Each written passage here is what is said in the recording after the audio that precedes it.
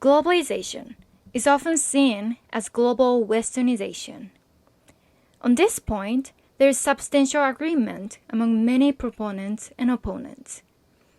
Those who take an upbeat view of globalization see it as a marvelous contribution of Western civilization to the world. There is a nicely stylized history in which the great developments happened in Europe. First came the Renaissance, then the Enlightenment and the Industrial Revolution. And these led to a massive increase in living standards in the West. And now the great achievements of the West are spreading to the world. In this view, globalization is not only good, it is also a gift from the West to the world. The champions of this reading of history tend to feel upset, not just because this great benefaction is seen as a curse, but also because it is undervalued and condemned by an ungrateful world.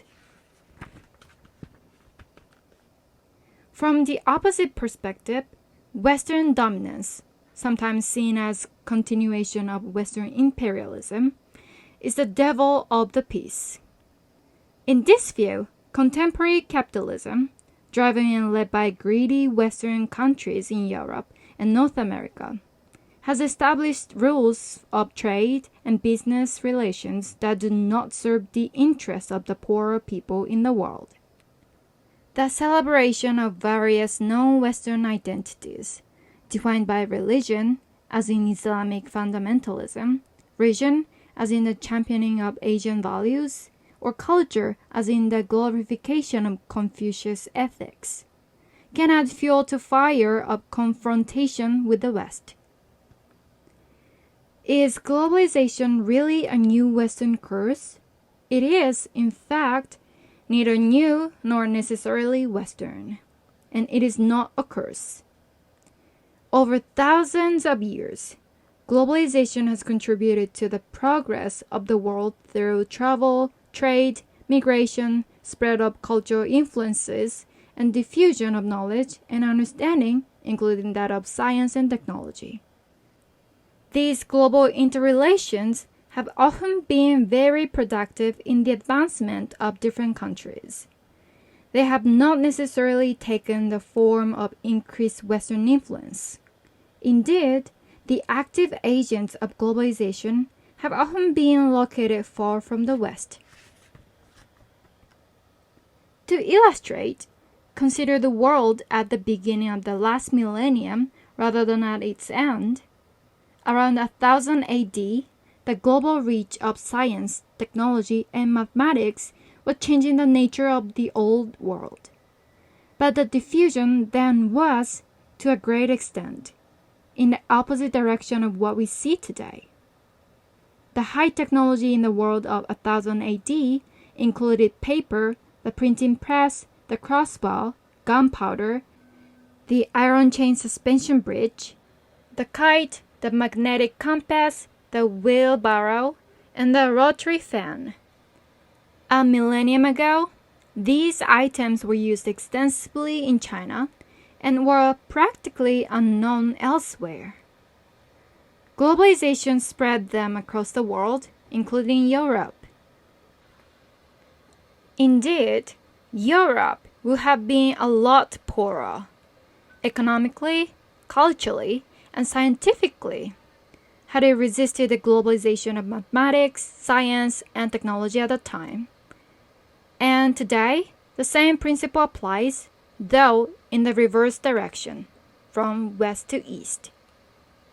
To reject the globalization of science and technology because it represents Western influence and imperialism would not only amount to overlooking global contributions, drawn from many different parts of the world, that lie solidly behind so-called Western science and technology, but will also be quite a silly practical decision, given the extent to which the whole world can benefit from the process. The misdiagnosis that globalization of ideas and practices has to be resisted because it entails dreaded westernization has played quite a regressive part in the colonial and post-colonial world. This assumption encourages parochial tendencies and undermines the possibility of objectivity in science and knowledge. It is not only counterproductive in itself, given the global interactions throughout history, it can also cause non-Western societies to shoot themselves in the foot, even in their precious cultural foot. To see globalization as merely Western imperialism ideas and beliefs will be a serious and costly error. In the same way that any European resistance to Eastern influence would have been at the beginning of the last millennium.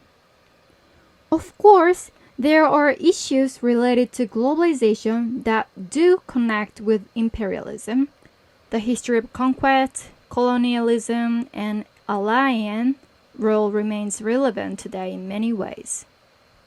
And the post-colonial understanding of the world has its merit. But it will be a great mistake to see globalization primarily as a feature of imperialism. It is much bigger, much greater than that. The issue of the distribution of economic gains and losses from globalization remains an entirely separate question, and it must be addressed as a further and extremely relevant issue.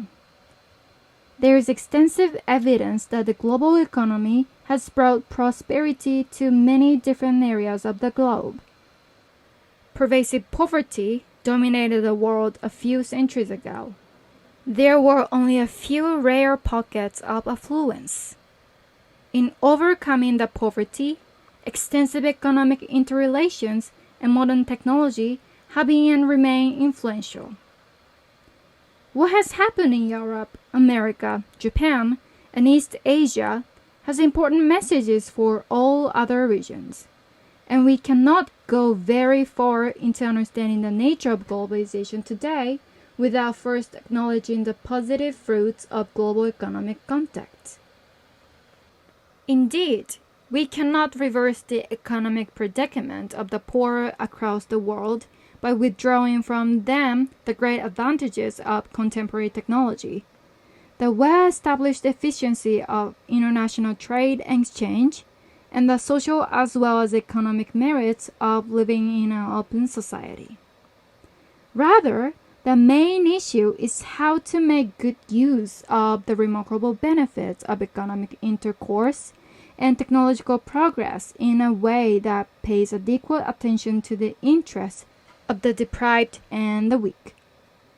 That is, I would argue, the constructive question that emerges from the so-called anti-globalization movements.